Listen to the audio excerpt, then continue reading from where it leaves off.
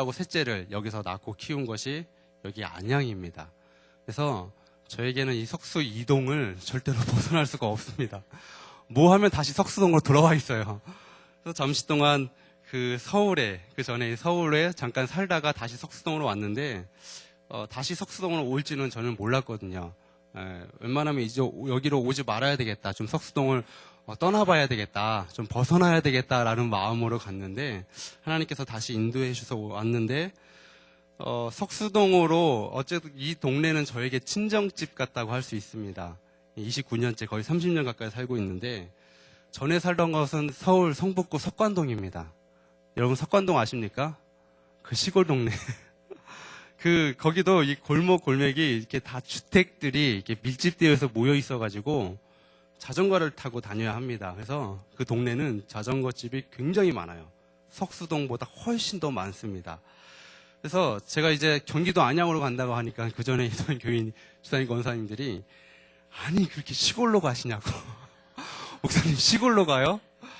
그래서 내가 안양이 여기보다 더 좋아요. 그랬더니 아는 분들은 알더라고요. 도로도 넓고 많이 발전하고 거기는 집이 30년, 40년 된 그런 집들이 굉장히 많거든요. 개발도 안 됐고. 이렇게 좋은 곳이 시골이야? 라고 하면서 속으로 굉장히 좋은데, 근데 서울 사람들에게 비춰지는 이미지는 아직도 그 경기도 그 외곽 지역, 아직도 그 안양, 안산, 그런 곳으로 이렇게 비춰지나 봅니다. 아무튼 저에게 있어서는 이 고향집 같은 풋풋한 그런 향내가 남아있는 곳인데, 어렸을 적 정서와 이 추억이 굉장히 많이 남아있습니다. 그 중에 하나 기억나는 사건 중에 하나가, 제가 예전에 그 LG 아파트, 동산 아파트 그 자리에 그 옆에가 다 풀밭이었거든요. 그래서 친구들과 거기서 놀다가 한번 그 풀밭을 다 불태워버린 적이 있어요.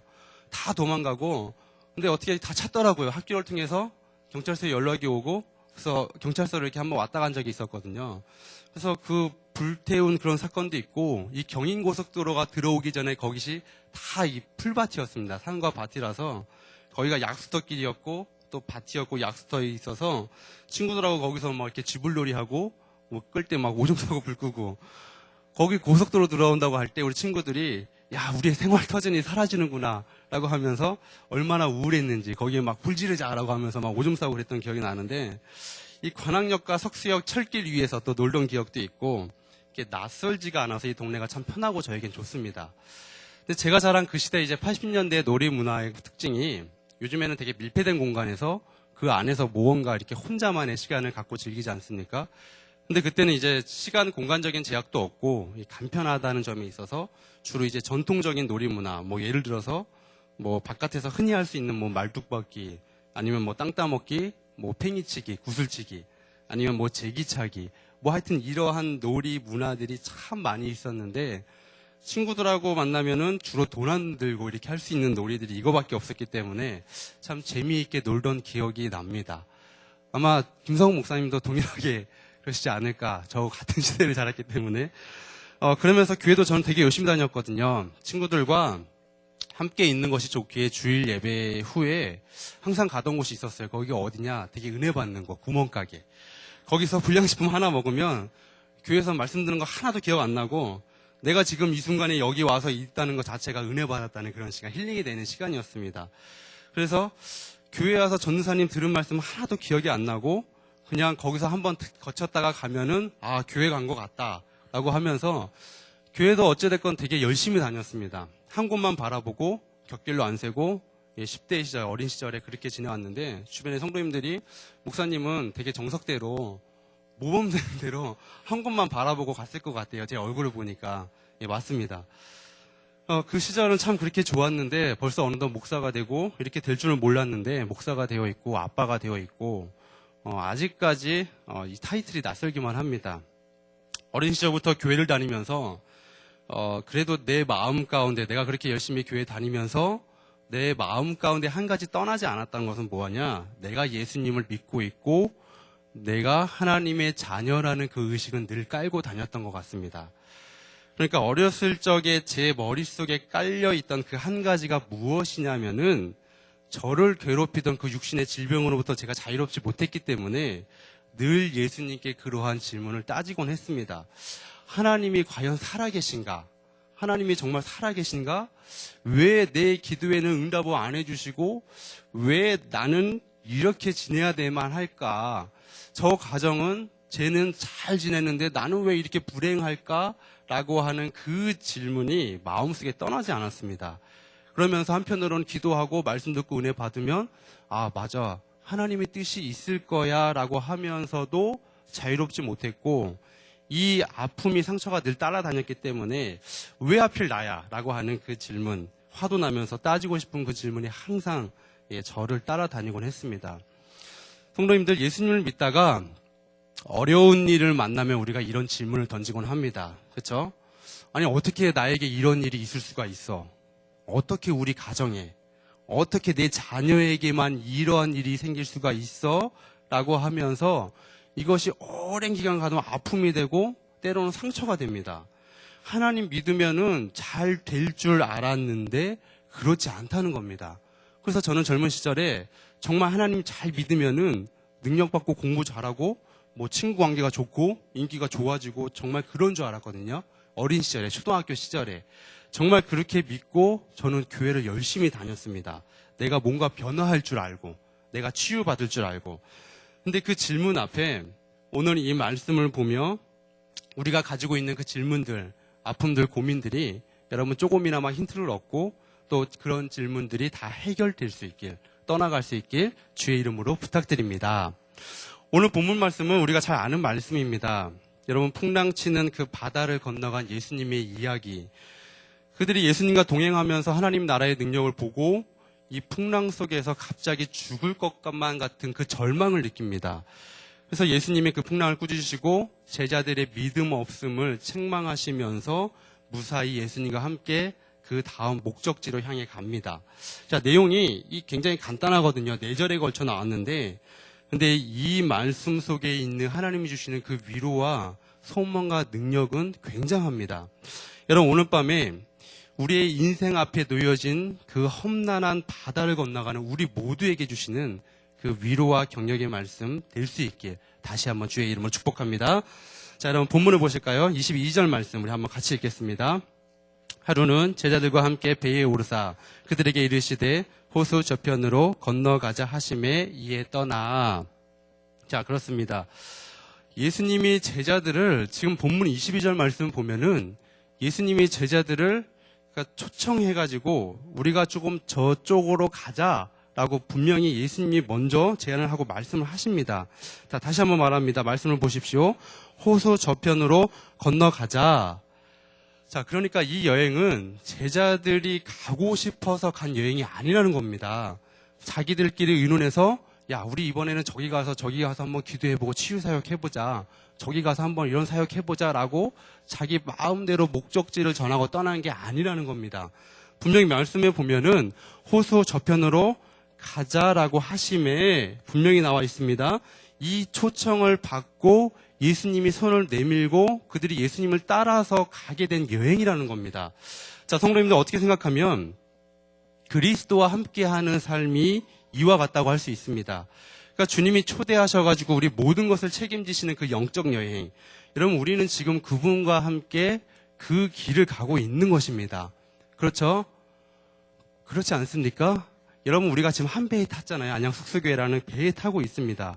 이 보트에 타고 있다는 것을 우리가 다 알고 있는데 혹시 이 가운데 우리 자녀들이 이렇게 부모님 여행하시라고 여러분 뭐 이렇게 비행기 티켓이나 아니면 숙박권까지 다 끊어주고 뭐 이렇게 가이드까지 붙여주면서 이렇게 여행하고 다녀오세요라고 그렇게 하면서 여행을 다녀온 분이 많이 계실 거예요. 그렇죠? 누군가 우리에게 여행을 하라고 그렇게 다 주면은 여러분 얼마나 좋겠습니까?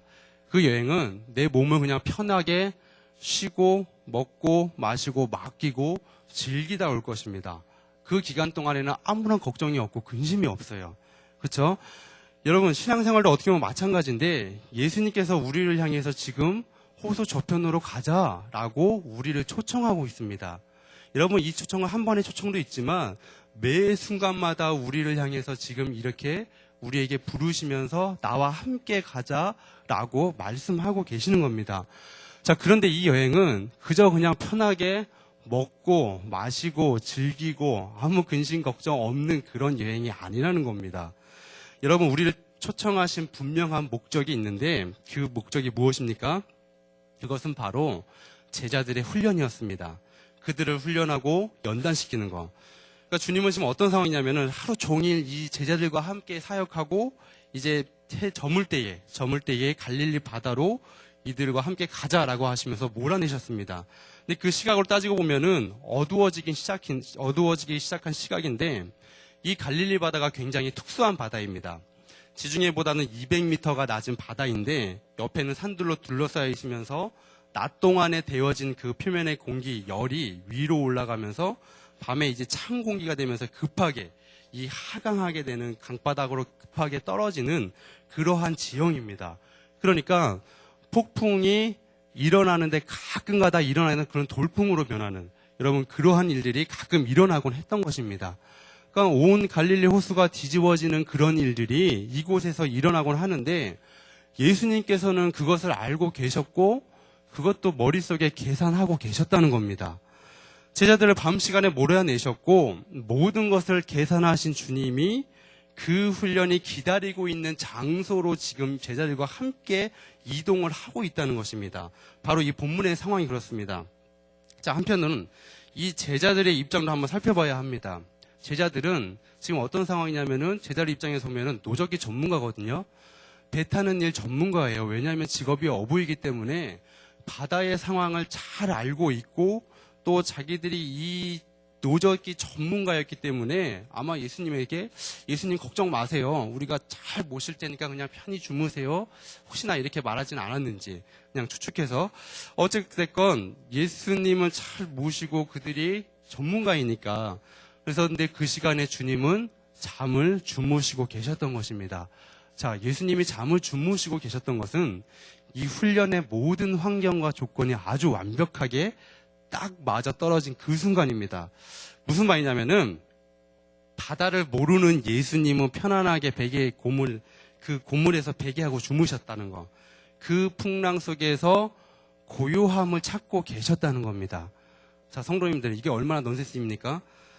성경은 지금 비교해서 대조해 보여주고 있는데 바다에 아주 익숙한 사람들은 자기가 죽겠다고 야단이고 바다를 모르고 있는 사람은 그 예수님은 편안하게 잠을 자고 있더라는 겁니다. 여기에 아이러니가 있습니다. 자, 본문을 자세히 읽어보면 더 어이없는 장면이 나오는데 지금 여기에 예수님이 계시다는 것을 이 제자들이 잃어버립니다. 그러니까 이 멍청한 제자들이 예수님 메시아 하나님의 아들이 계속 쫓아다니면서 지금 나와 이 한 배에 타고 있다는 것을 몰라고 까맣게 잊어버린 겁니다.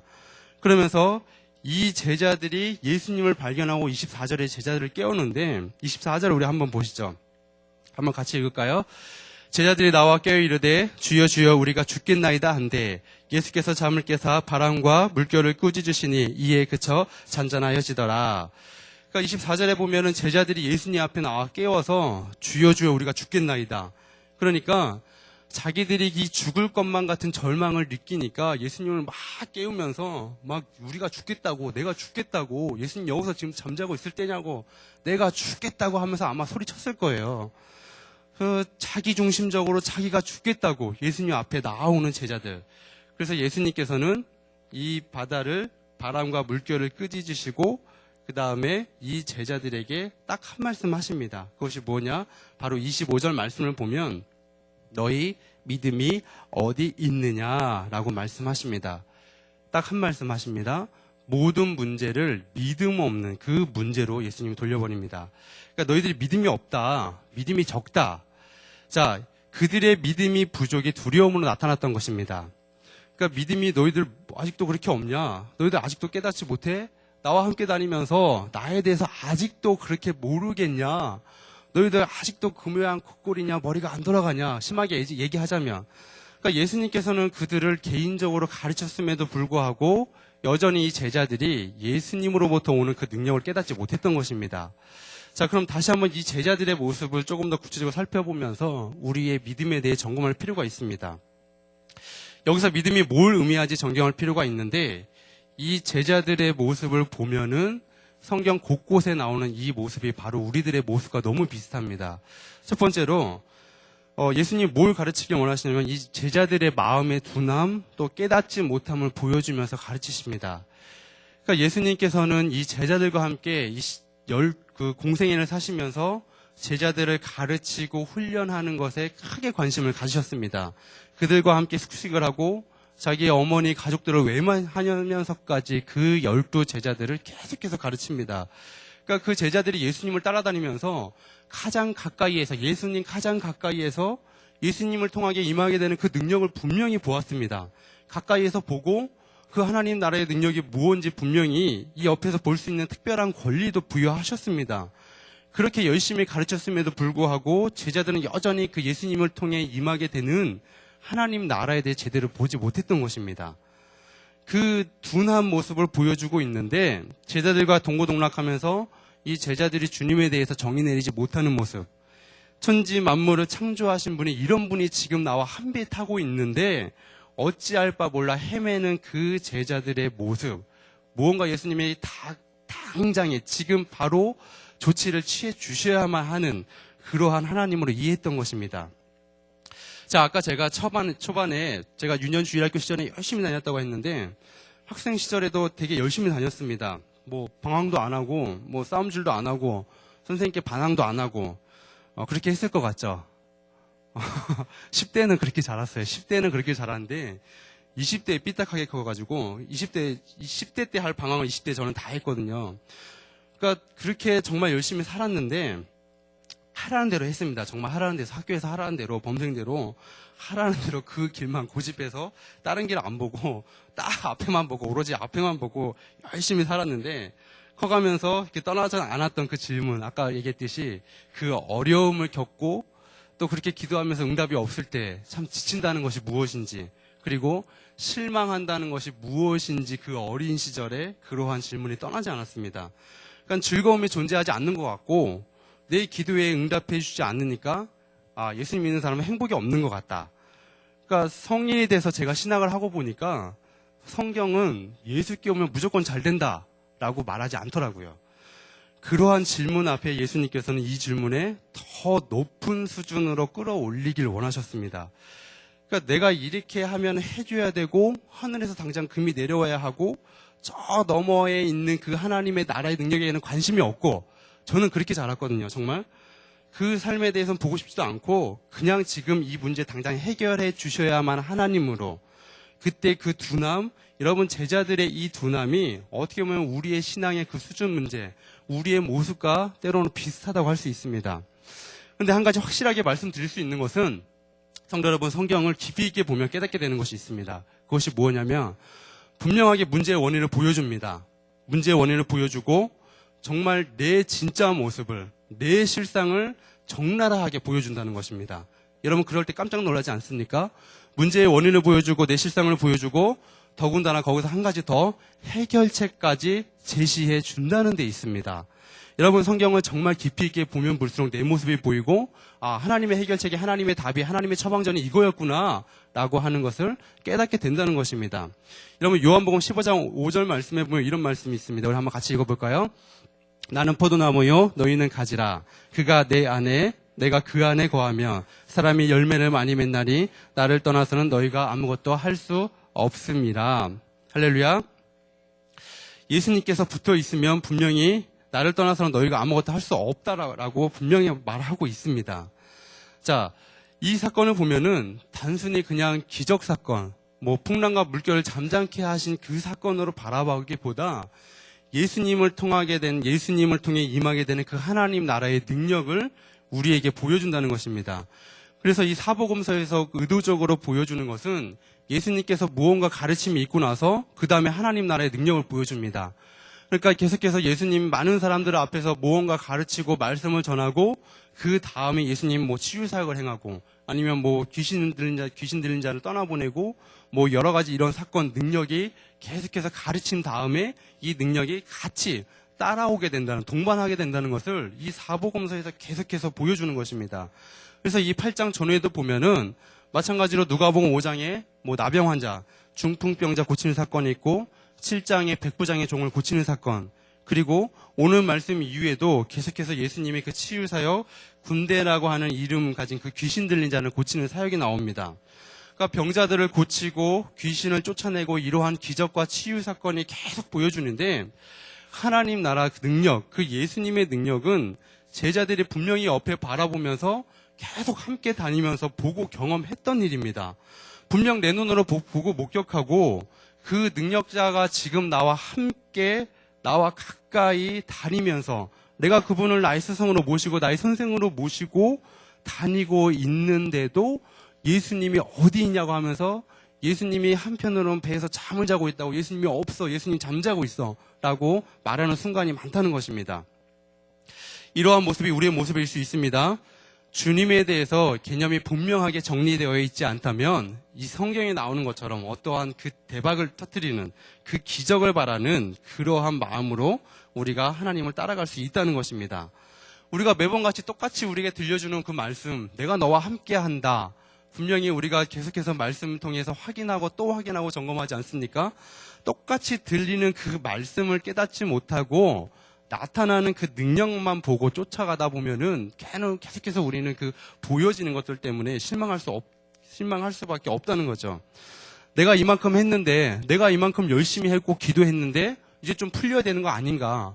이제 좀 하나님이 들어주셔야 되는 거 아닌가 하는 것입니다. 자, 숲속의 성도 여러분, 분명한 것은 우리는 지금 그분과 함께 배를 타고 있습니다. 근데 우리의 머리로, 우리의 논리로, 우리의 지성으로는 하나님에 대해서 완벽하게 알 수가 없어요. 내가 성경에 대해서 다 알고 있지 않고 완벽하게 꿰뚫고 있지 않더라도 여러분, 하나님에 대해서 우리가 다 알아요 라고 그렇게 하지 않잖아요. 계속해서 그 하나님에 대해서 매일같이 경험하고 또 새롭게 알아가고 또 새롭게 알아가고, 여러분, 그분이 나를 불러주셨고 나와 함께 가자라고 하니 우리가 분명히 믿음으로 순종하고 하루하루 그분과 함께 동행하며 살고 있다는 것입니다. 여러분, 마찬가지로 어떻게 보면은 그 예수님을 믿고 쫓아가는 것이 우리의 평생에 걸친 그 작업, 우리가 부부간의 생활, 또 그 관계, 우리가 서로 지키고 함께 그 믿고 의지하고 나아가는 것과 비슷하게 할 수 있습니다. 제가 결혼해서 이렇게 아내와 함께 산 지 지금 한 7년째 됩니다. 아직도 새롭게 알아가고 있는데, 이제 아빠로서의 모습, 엄마로서의 모습에 대해서도 살아가면서 하루하루 정말 깜짝 놀랄 때가 많습니다. 애들을 바라보고 깜짝 놀라는 게 아니라 나 자신을 바라보고, 나 자신의 이런 모습을 바라보고, 아니 내가 이런 사람이었어? 내가 이랬어? 라고 하면서 서로 실망도 하고, 그러면서 한편으로는 서로 의지하고 사랑하며 살고 있는데, 결혼 전에 인사하러 갈 때, 제가 인사하러 갈 때 그 당시에 이제 몇 가지 에피소드가 있는데, 그 중에 하나가 뭐냐면, 처음에 결혼하려고 마음 먹고 하면 부모님께 인사를 하지 않습니까? 그렇죠? 저는 경기도 아니면 서울 걸 이렇게 하는 게 아니라 저 멀리 부산에서 데려왔습니다. 저 멀리서 제 아내를 데리고 왔는데, 그 당시에 이제 인사를 하러 간다면은 잔뜩 긴장하게 됩니다. 잔뜩 긴장하고 부모님께 무슨 말을 해야 되나, 어떻게 말을 해야 되고 어떻게 대처를 해야 될까, 식사할 때는 어떤 말을 해야 되나, 속속의 면접보다 훨씬 더 10배로 100배로 더 떨리고 긴장됐습니다. 저 멀리 부산이기 때문에 더 막 긴장하면서, 그리고 저는 그 부산 사투리가 들리지 않았거든요. 지금은 많이 들리는데 90% 이상 들리는데, 그 당시에 솔직하게 60%에서 70%밖에 안 들려서 그냥 알아듣는 것처럼 끄덕끄덕 하면서, 정말 못 알아들 때는 네? 하면서 다시 한번 말씀해 달라고. 근데 그 억양이, 그러니까 제 귓가에는, 제 마음에 굉장히 세게 들린 거예요, 그 말투가. 그러니까 가까이에서 부산 사람하고 대화해 본 적이 별로 없기 때문에 이 억양이 계속 막 높고 낮음 하면서, 한편으로는 장모님이 계속 하는 말씀은 장모님은 무라 이 말밖에 안 하고 한 10번은 넘게 말했거든요. 그러니까 장인어른 혼자 말씀하시면서 저는 기억이 하나도 안 나거든요. 인사하러 집안에 들어갔는데, 나를 보자마자 하시는 말씀이, 장인어른이 나를 보자마자 하시는 말씀이 뭐라고 하냐면, 차렷, 열중, 샷, 이러는 것이었습니다. 그러니까 내가 속으로 내가 이 상황 가운데 진짜 차려를 해야 하는 상황인지, 그냥 웃으면서 그냥 때우고 넘어가야 되는 상황인지 저는 상황 판단이 안 됐거든요. 잔뜩이나 긴장을 했는데, 센스 있게 잘해야 되는데 하면서 그냥 웃고 보자. 스마일하게 그냥 좋은 인상 남기자라고 하면서 웃고 보자 하면서 그냥 넘어간 기억이 있는데, 이 대화를 하면서 저는 뭔 대화를 했는지 하나도 기억이 안 나요. 근데 한 가지 딱 기억나는 거, 좋게 말한 건 하나도 기억이 안 나고 저에 대해서 안 좋게 말한 건 기억이 합니다. 솔직하신 분이라서 자네는 사명감이 좀 떨어지는 것 같다고 그런 말 하더라고요. 근데 그게 되게 비수처럼 그때 꽂혔던 겁니다. 아닌데. 왜냐면 그 당시에 제 아내와 그렇게 함께 그렇게 훈련이 세다던 그 YMTTS 훈련을 받았고, 저는 그 당시에 백수였거든요. 그러니까 그렇게 훈련을 받고 한창 이 사명감에 그 열정에 불타오르고 있던 그 시절에 자네는 사명감이 떨어진 것 같네.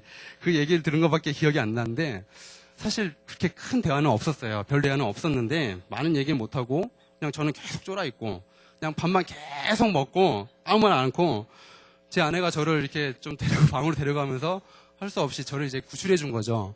거기서 소화제를 먹고 그 어려운 상황 가운데 빠져나왔는데 일단은 많은 대화를 안 나눠도 장인어른 장모님 마음속에 결혼에 대한 그 승낙 어느 정도 허락은 거의 80% 90%는 하고 그렇게 하지 않았나 싶습니다.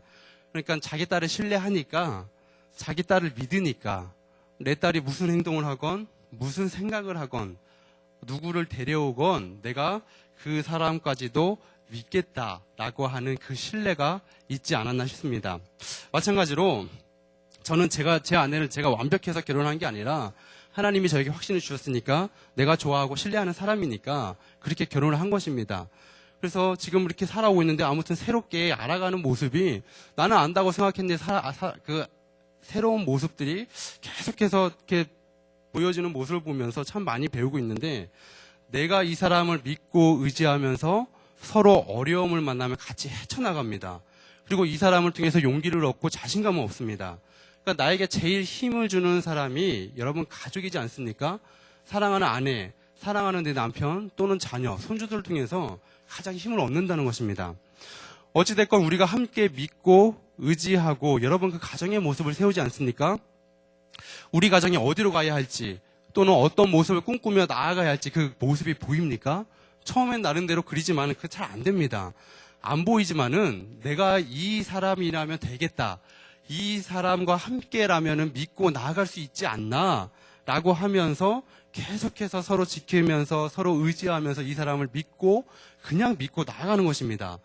성도 여러분, 우리는 어디로 가는지 모르지만은 한 가지 확실한 것은 우리는 지금 내가 누구와 함께 가고 있다는 것, 그거 한 가지는 확실하게 압니다. 이 믿음은 주 예수께 모든 것을 걸고 맡기는 것입니다. 그러할 때 바로 예수님을 통해 임하게 되는 그 하나님 나라의 능력이 바로 저와 여러분들의 것입니다. 그래서 어떻게 보면 예수님과 함께하는 그 여정이 여러분 평생에 걸친 그 작업이라는 겁니다. 그분과 함께하는 삶이 그냥 편하게 먹고 여러분 즐기고 그럼 마시는 그런 생활이 아니라 이것은 예수님 편의 입장에 서면 훈련이라는 것입니다. 믿고 순종하며 따라가는 자들에게 주시는 그 하나님의 나라의 능력을 여러분의 삶 속에서 매일매일 경험하며 살아갈 수 있길 다시 한번 주의 이름으로 축복합니다. 자, 그 다음 두 번째로 그 한 배에 탄 예수님은 우리의 모든 아픔과 가난을 함께하길 원하십니다. 자, 애들이 커가면서 이제 계속해서 자라는데 주변에서 그런 말들 참 많이 합니다. 목사님 애들 크면요 더 힘들어요. 한번 경험해 보세요.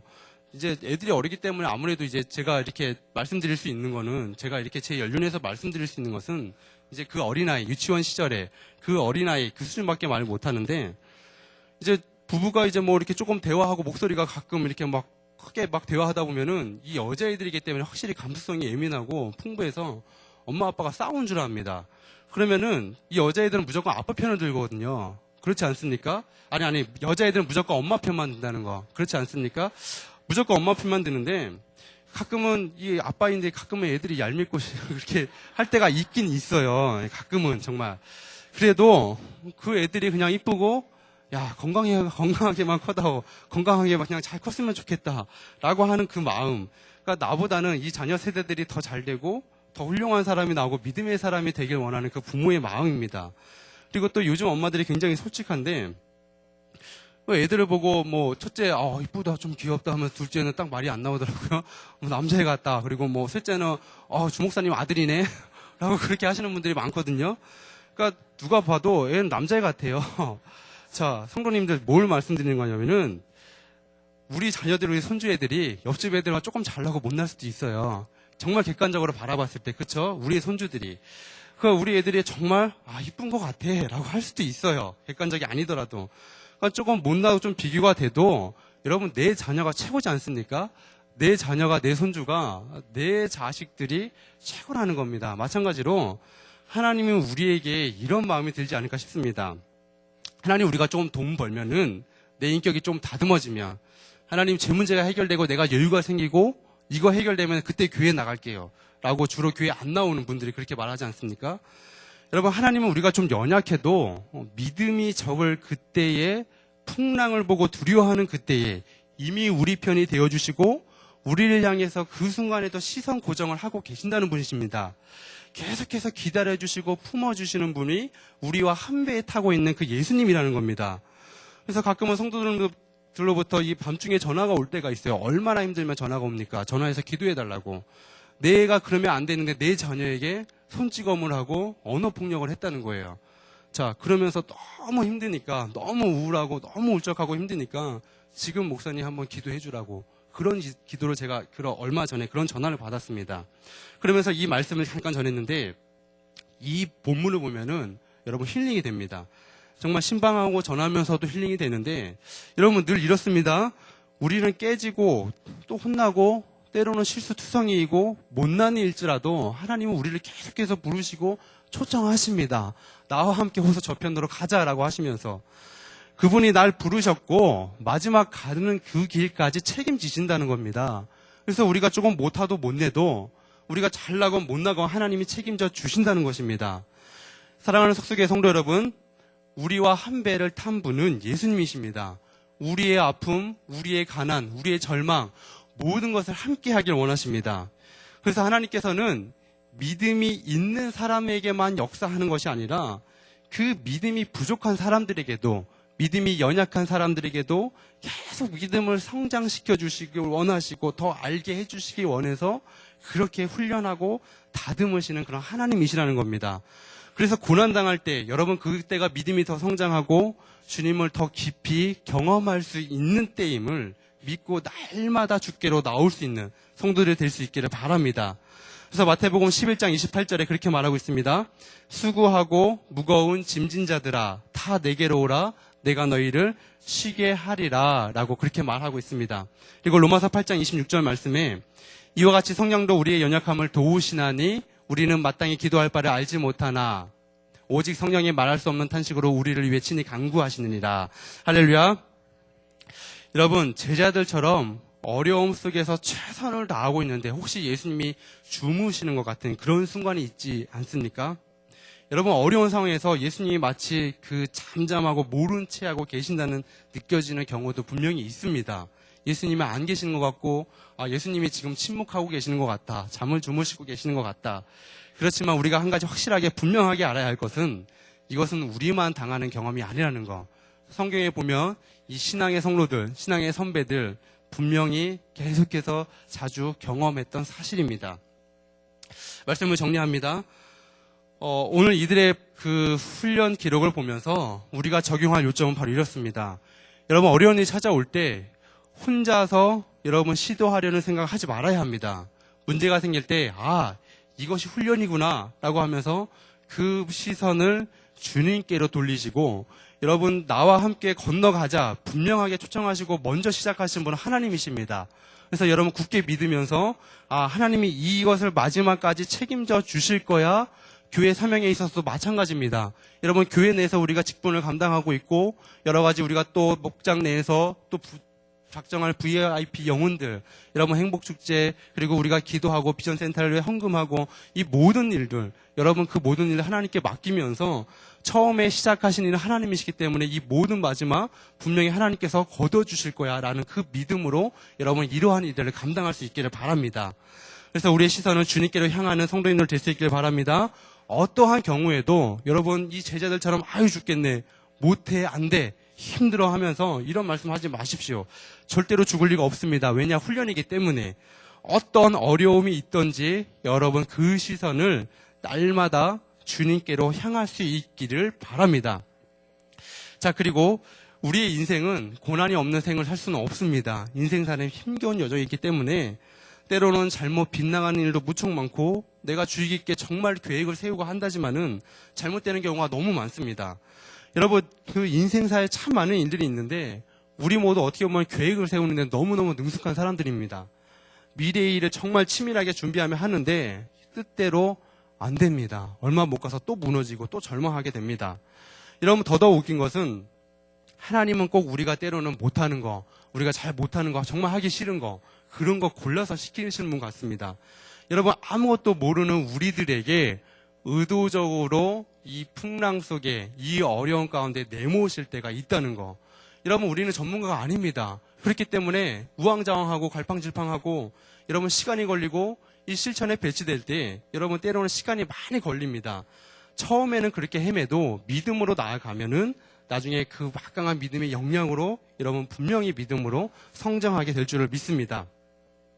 그래서 어떤 상황으로 끌고 와도 절대 놀라지 말고 지금 주님이 나를 훈련하고 있구나. 키를 내가 치지 말고 운행하신 하나님께 맡겨야 되겠다라는 여러분 그러한 믿음으로 나아갈 수 있기를 바랍니다. 때로는 이 순종이 되게 바보 같아 보이고 손해보는 것 같고 많은 사람들이 미친 짓이라 할지라도 손가락질 하더라도 믿음으로 나아가는 삶은 하나님이 책임져 주실 줄 믿습니다. 라고 나아가는 것이 믿음입니다. 성도 여러분, 여러분 삶을 변화시키고 우리의 삶 가운데 놀라운 능력을 나타내시는 그분을 날마다 매 순간마다 매 시간마다 초청하시길 바랍니다. 여러분 애쓰는데 뭔가 해결되지 않은 그 삶의 현장 가운데 여러분 날마다 초청하시면서 나에게 가장 좋은 길로 인도해 주시는 그분께 모든 것을 믿고 나아갈 수 있기를 바랍니다. 그러할 때 주님이 우리에게 주신 그 하나님 나라의 능력, 분명히 지금 우리가 이 땅에서 분명히 그 능력을 경험하며 살아가게 될 줄 믿습니다. 우리 한번 시간 찬양하며 기도하며 나아가겠습니다. 우리 주님 말씀하시면 찬양하는데 건축 설계가의 말에 의하면은 자기들이 집을 지을 때 많은 손님들이 이미 자기 머릿속에 그 설계에 대해서 밑그림을 그리고 간다고 합니다. 그래서 그 밑그림 그린 것은 어느 정도 맞아떨어지면 동의하면은 그들이 좋아하면서 그것을 부탁한다고 합니다. 어쩌면 때로는 우리들도 하나님께 우리의 인생 설계를 다 그려놓고 이와 똑같은 방법으로 나아가지 않습니까? 문제 앞에 주님의 인도를 구한다고 하지만은 우리의 생각을 크게 그리며 기도합니다. 하나님의 뜻이 무엇인지 우리가 뜻과 의지에 따라 순종하며 나아간다고 하지만은 정말 우리에게 요구하시는 것은 성공이 아니라 여러분 순종을 원하십니다. 그래서 우리에게 원하는 것은 성공이 아니라 네가 좀 잘나고 좀 이렇게 멋있고 네가 뭘 잘하는 것이 아니라 그냥 순종하며 믿음으로 나아가는 것, 바로 그것을 원하시는 것입니다. 그래서 주님 말씀하시면 내가 나아가리라, 주님이 뜻이 아니면 내가 멈춰서리라 라고 하는 그 믿음의 고백, 찬양의 고백이 날마다 우리 입술 속에 머물러 있어야 합니다. 이 찬양의 고백을 하면서 우리 이 시간에 하나님 앞에 구하면서 나아가겠습니다. 주님 말씀하시면 내가 나가리라, 주님 뜻이 아니면 내가 멈춰서리라. 나의 가고 서는 것 주님 뜻에 있으니 오 주님 나를 이끄소서. 다시 한 번 더 주님 말씀하시면 주님 말씀하시면 내가 나가리라, 주님 뜻이 아니면 내가 멈춰서리라. 나의 가고 서는 것 주님 뜻에 있으니 오 주님 나를 이끄소서. 뜻하신 그곳에 뜻하신 그곳에 나 있기 원합니다. 이끄시는 대로 순종하며 살리니 연약한 내 영혼 통하여 일하소서. 주님 나라와 그 뜻을 위하여 뜻하신 그곳에 나 있기 원합니다. 이끄시는 대로 순종하며 살리니 연약 일하소서. 주님 나라와 그 뜻을 위하여 오 주님 나를 이끄소서. 이 시간 우리 한번 다 같이 기도하며 나가겠습니다. 여러분, 내가 무언가 정말 힘쓰고 애쓰는데 자꾸 안 되고 실패하고 좌절하고 절망하는 그 현장 속에 다시 한번 주님이 말씀하시는 그 음성을 들으며 이 시간 다시 한번 주님의 도움을 구하는 기도를 하며 나아갑시다. 그것이 주의 일이건 아니면 가정의 일이건 내 직장의 일이건 그 무엇이든 간에 이 시간 하나님 앞에 다 올려드리면서 정말 하나님 내 입술 속에 내 마음 속에 하나님 말씀하시면 그냥 내가 나아가고 하나님의 뜻이 아니면 내가 무조건 하나님 멈춰서겠습니다. 그 믿음의 고백을 올려드리면서 이 시간 다시 한번 그렇게 구하면서 주 앞에 나아가겠습니다. 주여 이름 한번 주 앞에 나아가겠습니다.